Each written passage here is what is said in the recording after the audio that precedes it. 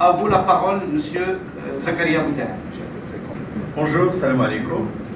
Permettez-moi tout d'abord de remercier mon ami Serhal Boubrik et mon voisin en plus de m'avoir offert cette occasion, d'abord pour scruter et pour délester, déguster le fruit d'un effort intellectuel, un effort de bénédictine comme on dit, puisque le résultat y est, et je me suis régalé en parcourant les 300 et quelques pages de ce livre qui intervient à point nommé. Les assemblées générales de l'ONU ont démarré en septembre dernier, et la 4e commission de l'ONU, ce que Serhal appelle le comité des 24 précisément, se tient, et des pays successivement apportent leur soutien, notamment au plan marocain d'autonomie. Et par conséquent, c'est un sujet ancien et nouveau, un rebondissement intarissable, puisqu'il nous interpelle tous en tant que Marocains, pas seulement en tant qu'universitaires, mais en tant que citoyens, citoyens lambda, comme on dit. Donc merci à Serhal, merci à Sichkondi pour avoir accepté de modérer cette présentation de ce livre. Et évidemment, je salue toute l'assistance, monsieur le directeur de la Bibliothèque nationale, avec tous les amis, si ça voulait, les amis, je vois, moi, Jacques. Merci de votre présence. Alors, dans la limite de 20 minutes, qu'est-ce qu'on peut faire pour d'abord vous intéresser au livre, puisque, comme disait Montesquieu, l'essentiel c'est de faire réfléchir et non pas de faire lire. Par conséquent, j'aimerais tout d'abord commencer mes propos par quelque chose qui a attiré mon attention en consultant cet ouvrage. C'est la photo en fait qui est la page de couverture. Et quand donc j'ai cherché à l'intérieur, curieux que je suis, j'ai trouvé qu'il s'agissait de l'opération dite Écouvillon, qui a été menée conjointement par la France et par l'Espagne en 1958. Et on sait très bien qu'à l'époque, d'ailleurs, Boubrik est revenu avec beaucoup de détails, un luxe de détails, à ces faits, facts, qui en fait ont constitué une sorte d'ontologie, avec A, N, T, H, et non pas avec O, de la question saharienne, celle de l'intégrité territoriale. D'un Maroc qui n'a pas, hélas, en 1956, achevé cette intégrité, à point nommé, et avec raison, Serhal parle de recouvrement de l'intégrité territoriale. Il ne s'agissait pas d'une décolonisation. Quand on sait que le Maroc a été dépecé, il a fait l'objet d'une triple action. D'abord, sur le plan historique, on va dire que c'est l'Espagne la première qui s'est établie en 1884, à la veille de ce qu'on appelle la conférence de Berlin. Les internationalistes le savent très très bien, pour préparer d'abord la déliquescence et la décomposition de l'Empire ottoman, et par la suite légitimer l'entreprise coloniale. Donc nous en savons, puisque respectivement il y a l'acte d'Algésiras en 1906 et le protectorat en 1912. Et puis la présence française, plus une présence internationale, 13 pays, hein, ce n'est pas rien, pour un Tanger internationalisé, plein d'histoires, pour vous montrer d'ailleurs combien la question dite du Sahara, on va dire occidentale, entre guillemets, sur le plan géographique, Serhal également a utilisé une expression qui relève du registre de la géographie, c'est le Sahara dit atlantique. Et donc j'étais passionné par ce livre moi-même, m'intéressant notamment à la dimension géopolitique et en termes de droit international à cette affaire-là, qui est celle de toutes les Marocaines et de tous les Marocains. Donc ça commence par la photo. Alors, je ne vais pas faire de la publicité gratuite, mais permettez-moi de vous dire que le prix est abordable. Moi, j'aimerais encourager les étudiants, pas toutes les personnes, puisque, vous savez, c'est un livre qui vaut moi je dirais de l'or, dans le sens où c'est le fruit de plusieurs années de travail inlassable, de déplacement à l'étranger, puisque les archives constituent la première matière de ce travail, les archives espagnoles, les archives françaises. Boubrik est un hispanophone. Et donc, en même temps, il a exploité ce privilège d'accéder à ces références historiques afin de brosser donc un tableau en 4 temps, je le dirai rapidement puisque le temps passe très très vite, mais j'aimerais quand même au départ baliser le terrain avant de rentrer dans le vif du sujet. C'est une recherche très sérieuse, méticuleuse, pointueuse, qui s'arrête sur le détail, et d'ailleurs, c'est vrai qu'un doigt une singularité, il a fait le livre dans la narration, c'est comme un récit. D'ailleurs, modestement, il a rappelé qu'il s'agissait d'un essai. Vous savez, l'essai, le premier c'était Montaigne, peut-être au XVIe siècle, qui le premier s'était permis une certaine largesse littéraire, étant donné qu'un essai sort des sentiers battus, il n'est pas ancré uniquement sur une discipline majeure, il peut faire un peu de l'histoire, de l'économie, de l'anthropologie. C'est cela, en fait, l'essai, il faut le dire. Donc vous êtes essayiste et je crois que vous avez réussi ce pari-là.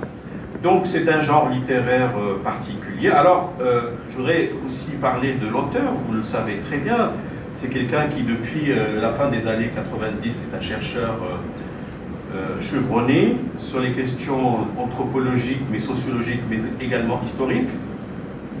C'est Shkondi d'entrée de jeu l'a présenté, mais j'étais impressionné quand même par le nombre de publications de ces Bobrik qui ont touché des aspects anthropologiques en particulier, culturels, pour ne pas dire culturalistes.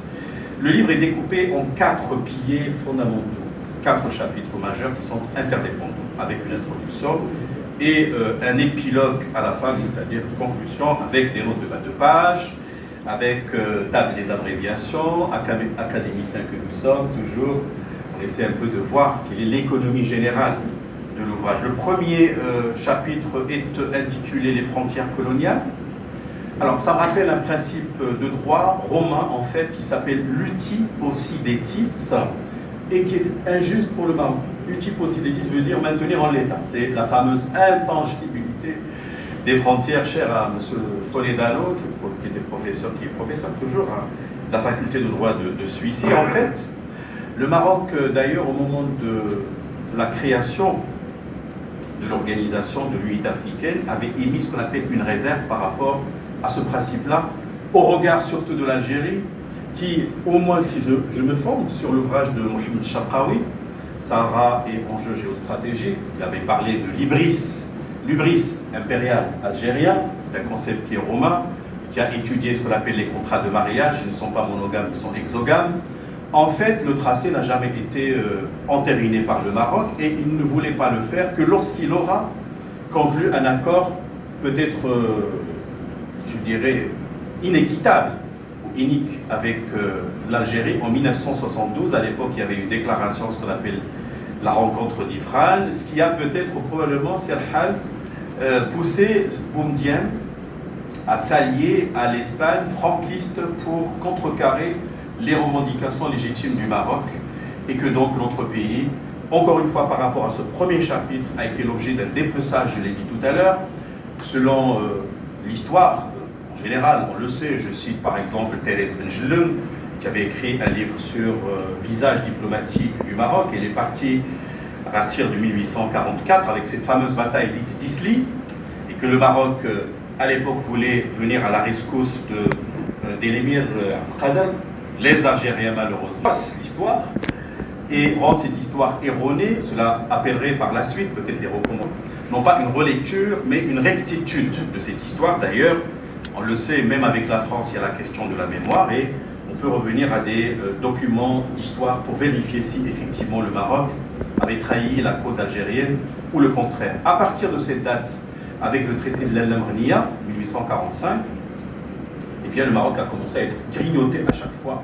D'après les références, l'Algérie à l'époque était à 300 000 km², et donc, comme peau de chagrin, le Maroc s'est réduit face aux impérialismes étrangers, notamment français, et surtout avec la découverte des gisements de gaz et de pétrole avec la révolution industrielle, etc. La France s'étendait, et voulait même s'accaparer une bonne partie de l'Atlantique, si ce n'était la présence de l'Espagne, je l'ai dit tout à l'heure d'entrée de jeu, en 1884, qui considérait le territoire comme étant une terra nullius, ou la res nullius, res c'est la chose, c'est-à-dire territoire sans maître. C'est une thèse qui a été contestée par le Maroc, et à leur tête fut le roi Hassan II, qui, en demandant à la Cour internationale de justice, dans son fameux plaidoyer, c'était en 1974, les 2 questions que Serhal est revenu, et j'ai vu en lui le talent d'un juriste aussi, hein. J'étais vraiment agréablement surpris par tes capacités également en termes d'argumentation sur ce plan, avec, je l'ai dit tout à l'heure, toujours le souci du détail. Est-ce que le territoire du Sahara dit occidental, avant l'établissement de l'Espagne, était un territoire sans maître? La réponse était négative, bien entendu, par la CIJ, et la Cour internationale de justice a été saisie par l'Assemblée générale. avec aussi la Mauritanie. L'Espagne n'en voulait pas, mais elle était contrainte de s'allier. Et deuxièmement, quel type existait entre les tribus sahariennes et les sultans du royaume? Il était question de spécifier les types de liens juridiques existants également entre le bled Chenguet, ou ce qu'on appelle l'ensemble mauritanien. D'ailleurs, la Mauritanie, c'est un nom romain, on appelle la Mauritanie. Le Maroc, c'était la Mauritanie tingitane. On n'a pas le temps de tout développer. Et que donc, à la suite de cela, le Maroc, grâce à je dirais, le génie de feu le roi Hassan II, a tiré le tapis sous les pieds et de l'Espagne et de l'Algérie, qui voulait bien entendu empêcher le Maroc de recouvrer une bonne partie de son territoire. L'organisation de la glorieuse marche verte, 350 000 marcheurs qui sont partis justement reconquérir cette grande parcelle du territoire. Deuxième chapitre, et je résume, vous savez, libération avortée, vous l'avez si bien dit, dans le sens où vous avez consacré beaucoup de développement à l'armée de libération nationale, qui donc s'est constituée avant de rallier par la suite les forces armées royales. Et on a compris à travers votre présentation que la progression visait aussi la Mauritanie et que le Maroc n'avait pas reconnu l'indépendance de ce pays en 1960. Ce n'est qu'en 1969, puisqu'il fallait à un moment donné contrebalancer le rapport de force qui était, je crois, du côté et de l'Espagne et de l'Algérie. Une Algérie, entre guillemets, qui a renié ses promesses à travers le gouvernement provisoire de Farhad Hicham, n'est-ce pas? Et que donc, après, on n'a pas renégocié ce tracé de frontières. Et pourtant, les Marocains avaient apporté beaucoup de soutien à la guerre de libération en Algérie de 1954 à 1962. Libération avortée, puisque justement, c'est l'opération Écouvillon dont j'ai parlé tout à l'heure, qui a maté cette progression, et que si les choses allaient autrement, on aurait pu récupérer non seulement ce que nous appelons dans le droit, au niveau du droit international, le Sahara occidental, mais peut-être une bonne partie de la Mauritanie. Mais je reprends ce que disait Hegel, en parlant de la ruse de l'histoire, les choses parfois vont à l'encontre des souhaits, comme disait Shahir al-Arabia,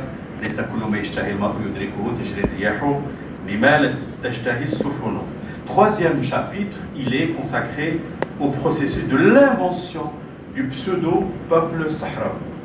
Il le sait parce que Sir Hal, c'est un acteur engagé, il vient de Tantan, certes, mais il a sillonné à droite et à gauche tout le territoire. Nous avons la chance de visiter les villes, Smara, Tiye, comme on dit, vous avez parlé de la tente, on peut parler du dromadaire, de cette culture de nomadisme, etc., Dakhla, Bojador, les expressions espagnoles, Tafaya, et j'en passe, mais effectivement, cette question de l'invention du peuple dit du Sahara occidental, c'est une phase très importante de la compréhension de ce que nous appelons en droit la cristallisation du conflit. Il devient, comme disent les Espagnols, disputas.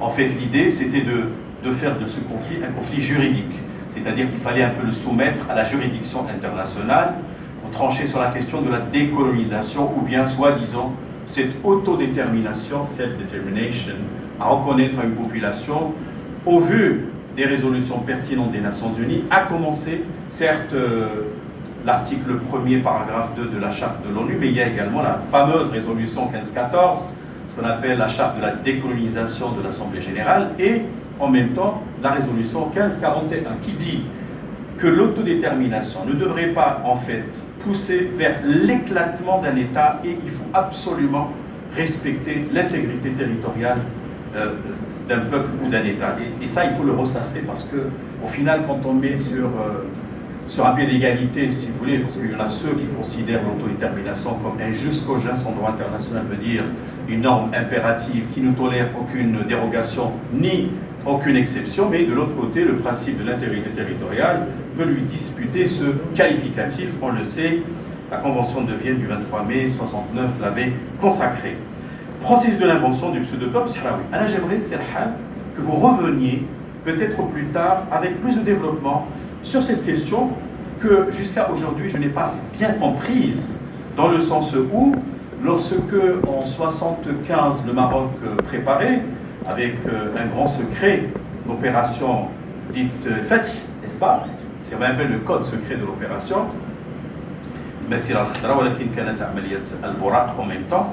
Comment c'est-il que les gens se sont déplacés? Parce qu'il y avait une propagande algérienne qui a été instigé comme quoi les Marocains allaient venir pour vous égorger. Et comment se fait-il que du jour au lendemain, l'on puisse assister à la création d'un État fantoche en février, juste après le retrait espagnol en février précisément, c'était je pense le 27 ou le 27 février 1967. Ce sont des faits de l'histoire qu'il faudrait aujourd'hui réouvrir avec un sens scientifique du point de vue de l'argumentaire et du point de vue du plaidoyer.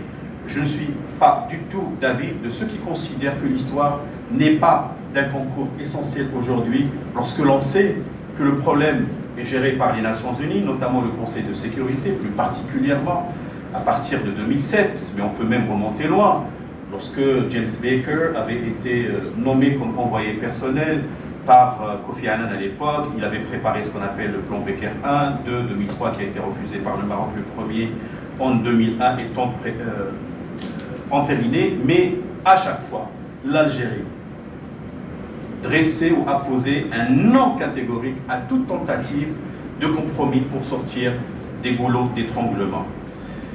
Et en quatrième lieu, last but not least, le travail s'est penché sur cette marche verte, qui est une marche pacifique de décolonisation. Il faut rappeler quand même que la Mauritanie était dans la course et que plus tard, en 1974, elle s'en est retirée parce qu'elle n'a pas pu résister aux attaques polysariennes. Ce sont donc des milices, guerres, comme on dit, de tranchées, Yahab et Sabat, soutenues aussi par la Libye.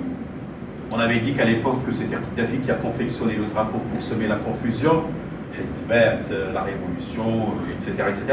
Mais selon Harb Obrek, c'est une année décisive dans le sens où elle a permis au Maroc de contrebalancer le rapport de force. Donc l'Espagne franquiste moribonde, on va dire, puisque Franco a remis l'âme, c'était en novembre 1975, c'est la date de la conclusion de l'accord dit de Madrid. Il y avait des choses secrètes, si vous voulez, au-dessous de la table, dans le sens où il fallait ménager aussi les intérêts de l'Espagne, mais quand même, et de quelle manière, le Maroc a pu contrebalancer les convoitises espagnoles, d'abord pour créer un État inféodé, en même temps, et je vous ferai grâce de tous les détails. Khalid Namdachi, j'ai appris beaucoup. Je sais maintenant qu'il était marié à une Espagnole, qu'il avait créé un parti de l'Union nationale sur instigation espagnole. Après, il a changé. D'ailleurs, je voulais aussi vous poser cette question, Serhat, juste pour pimenter le débat, comme on dit. Il y a le ralliement de Ould Rachid au Maroc a été un coup dur pour le projet. Par quel biais ce ralliement? C'est des produits. Je sais qu'il a été reçu à Fès, parce que vous avez parlé d'un périple qu'il a mené vers, je pense, Amsterdam, si je me trompe, et puis à Fès. Et vous savez, avec cette diplomatie protéiforme de feu le roi Hassan II, il a pu quand même le convaincre. Je sais qu'il a été ensuite introduit au niveau du Parti national démocratique, Absalam Jalili, me semble. Et puis il était aussi député au niveau de la Chambre des représentants marocains, mais il était aussi au Cortés, pour vous dire combien les Espagnols voulaient préparer les élites de demain afin de les rallier à leur cause. Et c'est une étape de l'histoire récente du Maroc qui est très importante dans le cadre de la socialisation. Je crois fort bien qu'un livre de ce genre permet de diffuser, on va dire, la doctrine marocaine par rapport à l'intégrité territoriale. D'autres, peut-être, hélas, s'échapperont à parler du prisme marocain, mais il y a aussi le prisme de l'autre. Cette altérité, malheureusement, qui altère, qui biaise beaucoup de choses, qu'elles soient françaises, belges ou autres, parce qu'ailleurs, le regard de l'autre, malheureusement, on le fait aussi en constructivisme, n'est pas objectif, et il y a cette méconnaissance du véritable lien existant entre le Maroc et le Sahara. On le sait, les sultans du royaume, depuis au moins les Almoravides, pour laisser de côté les Idrissides, avaient des liens très forts avec le Sahara. Les Almohades, les Mérinides, les Tassides, les Saadiens et les Alaouites depuis le XVIIe siècle jusqu'à aujourd'hui. Ça me rappelle ce que disait Mohamed Charqaoui encore une fois. Le Sahara sans le Maroc n'est que désert. L'histoire du Maroc sans le Sahara est incompréhensible. Donc c'est partie intégrante de, si vous voulez, un peu du BIOS marocain, du Basic Input-Output System, si je puis emprunter cette comparaison. Alors, Qu'est-ce qui reste? Le style, sens du détail, il le fait dans la narration, il est progressif, parfois il est redondant, il est incessant. Pourquoi redondant? C'est l'insistance pour aboutir à une démonstration conforme à l'épistémologie des sciences sociales. Moi je le sais parce que les rappels nous aident véritablement à capter, assimiler les détails qui ont entouré cette question ô combien épineuse du Sahara marocain. J'ai écrit, noté dans mes commentaires voulus pour ancrer. Par ailleurs, bon, il n'y a pas d'illustration, il n'y a pas de carte, c'est un travail, on va dire, de littérature ou même d'annexe pour alléger, probablement d'ailleurs, je vous félicite pour la qualité du papier et également donc de l'économie générale de ce travail. Qu'est-ce qui me reste à ajouter? Il y a de l'histoire de l'anthropologie qui se retrouve de façon heureuse, mais également, je l'ai dit tout à l'heure, des explorations juridiques, puisque vous avez également examiné les résolutions pertinentes des Nations Unies concernant la question du Sahara. Je rappelle que le Maroc était le premier pays à avoir demandé l'inclusion de l'affaire dite du Sahara à l'époque espagnole et Sidi Ifni dans le cadre de l'agenda onusien. Et c'est un peu le serpent qui se mord la queue, comme on dit. Le rapport de force à l'époque a fait que ces tentatives, avec la guerre des sables 63-64, ont avorté ces tentatives. Et là, on ne comprend pas.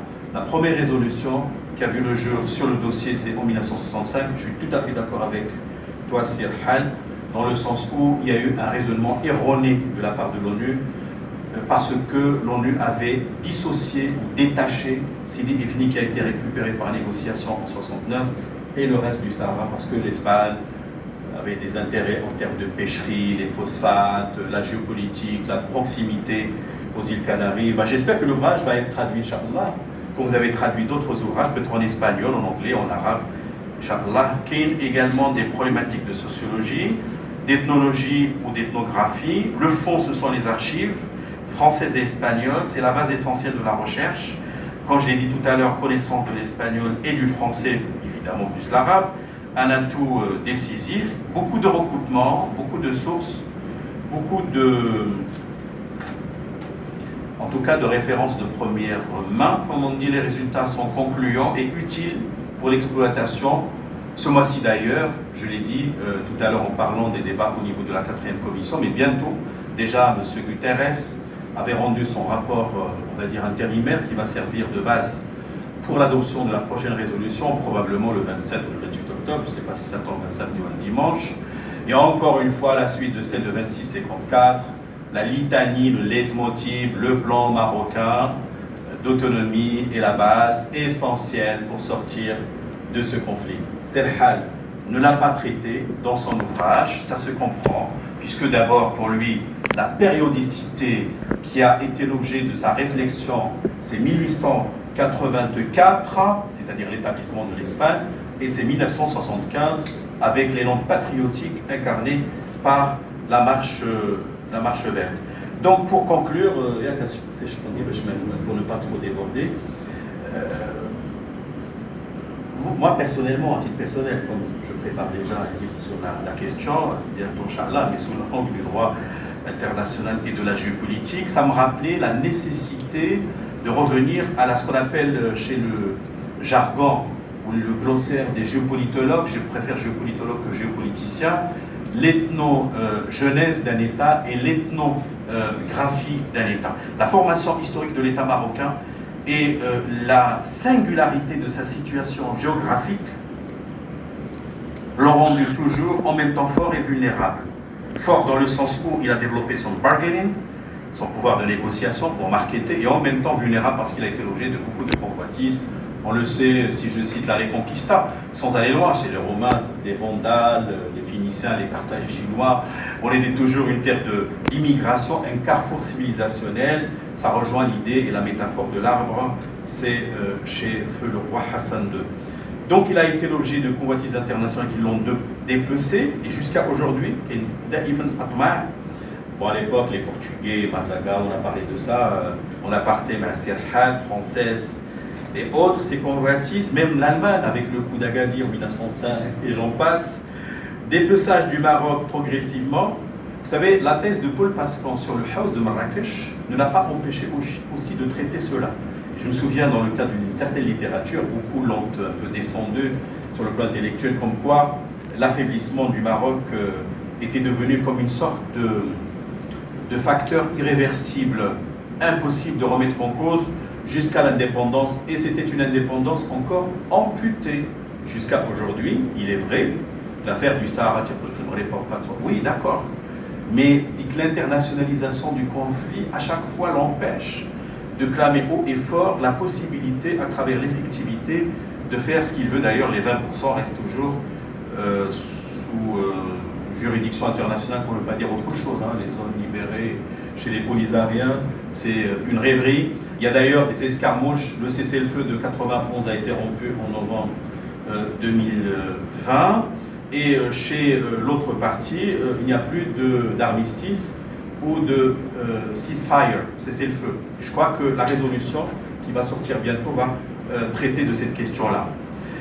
Et puis, la question des rapports de force à l'échelle internationale, que ce soit au 19e, au 20e et aujourd'hui, le Maroc a été tiraillé fondamentalement par plusieurs forces, centripète et centrifuge, comme on dit. Ça va de soi, puisque l'affaire n'est pas encore close, définitivement. C'est vrai, avec l'Espagne aujourd'hui, nous avons de bonnes relations à la suite de la visite de M. Pedro Sanchez, surtout en février 2023, lors de la rencontre de haut niveau, alto nivel, comme on dit, nivel espagnol. Mais l'Espagne n'a pas changé de position de façon spectaculaire. S'il n'y avait pas un certain Pedro Sanchez, d'ailleurs, on a suivi avec intérêt les élections. Feijóo se disait, ben, s'il arrive au pouvoir, est-ce qu'il allait changer de position? Vous voyez, c'est comme si on met en ballottage notre position juste parce que un pays avait pris une position par rapport à la question du Sahara, soit favorable, soit défavorable, et donc à chaque fois, c'est un déterminant qui nous suit encore et qui nous pousse peut-être parfois à présenter des concessions, mais je crois qu'aujourd'hui, la stratégie, Sa Majesté le roi Mohamed VI, c'est l'intransigeance, ce que tu as dit, c'est ce qu'on dit, le prisme désormais avec lequel donc parce qu'on sait la justesse de notre cause, parce que nous sommes convaincus de son bien fondé. Now, à l'heure actuelle, puis du plan marocain d'autonomie, est-ce qu'il est toujours sur la table de négociation et de la reprise des pourparlers? Apparemment, le Polisario a exhorté que les pourparlers, je ne dis pas les négociations, puissent être repris, les pourparlers. Les rencontres internationales, les reconnaissances internationales, quelle valeur juridique c'est vos briques post-marche verte, la position américaine, allemande, néerlandaise, serbe, comment dirais-je, les Caraïbes, et ainsi de suite, les pays de l'Afrique subsaharienne.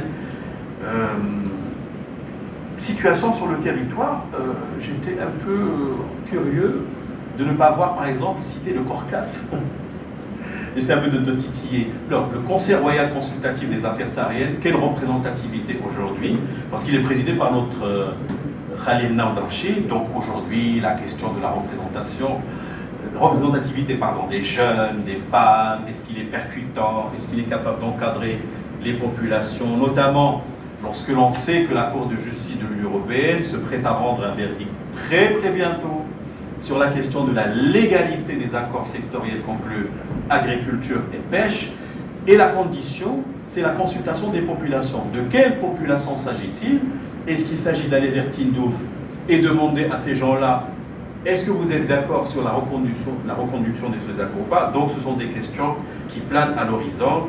Et voilà. Traitement juridique par l'ONU, quelle voie de sortie? Est-ce que l'ONU est impuissante à régler à jamais ce conflit? Doit-on assister à un changement paradigmatique de sa façon avec laquelle elle traite avec ce conflit qui handicape l'intégration régionale? Évidemment, envenime les relations avec le voisinage, notamment avec l'Algérie, bien entendu, et puis les rapports de force avec les pays du voisinage, et non seulement les pays du voisinage, mais également les intégrations régionales, notamment l'Union européenne et l'Union africaine. Alors, dernier point, quel avenir? Moi je pose la question, de cette, j'ai mis entre guillemets, cette controverse. J'ai évité même pas de parler de conflit. Pour nous, il est artificiel. Autour de la question du Sahara, évidemment marocain, compte tenu de l'actualité et des dynamiques à l'œuvre, évidemment quand je dis l'actualité, c'est l'actualité dramatique aussi, ce qui se passe à la bande de Gaza, depuis donc samedi dernier, de part et d'autre. Le temps n'est pas pour le développement de l'argumentaire sur cette phase extrêmement douloureuse d'un Moyen-Orient compliqué, comme disait Charles de Gaulle, mais on voit aujourd'hui très très bien que si les conflits ne sont pas réglés par des voies pacifiques et avec un sens de la prospective, ils peuvent permettre d'utiliser ou de commettre les crimes les plus horribles. Bon, j'emprunte ce que disait Netanyahou quand il s'adressait à M. Biden en lui disant que du point de vue israélien, ce qu'ils sont en train de vivre aujourd'hui, son équivalent, c'est le Holocauste, la Shoah. D'après l'Israël, évidemment, on voit très très bien aujourd'hui que du côté des Palestiniens, il n'y a pas de place au respect du droit international humanitaire, il n'y a pas de place pour le respect du droit international quand on voit les coupures d'eau, d'électricité, l'assiègement, Gaza est sous siège, etc. Juste pour rappeler la nécessité, d'ailleurs c'est la démarche du Maroc, d'adopter une approche en termes de modération, de sagesse. Ça me rappelle ce que faisait le roi Hassan II, la rencontre d'Ifrane, 1986, tout ce qu'il a fait. Une fois même, il avait invité à ce qu'Israël puisse devenir membre de la Ligue arabe, vous savez, pour neutraliser peut-être ses capacités de destruction. Mais le problème, il avait dit une fois, quand j'ai visionné une vidéo sur YouTube, donc vous voyez, une problématique qui est très complexe, mais pas compliquée. Complexe dans le sens d'Edgar Morin. Pour démêler les chevaux, il y a plusieurs éléments imbriqués en interaction. Moi, j'ai beaucoup appris. En tout cas, pour moi, c'est une référence. Je tiens absolument à féliciter le travail excellent mené par l'auteur Sirhal Bobrik, la question du Sahara, aux origines d'une invention coloniale 1884-1975. Merci pour votre écoute. Merci, professeur Abouda.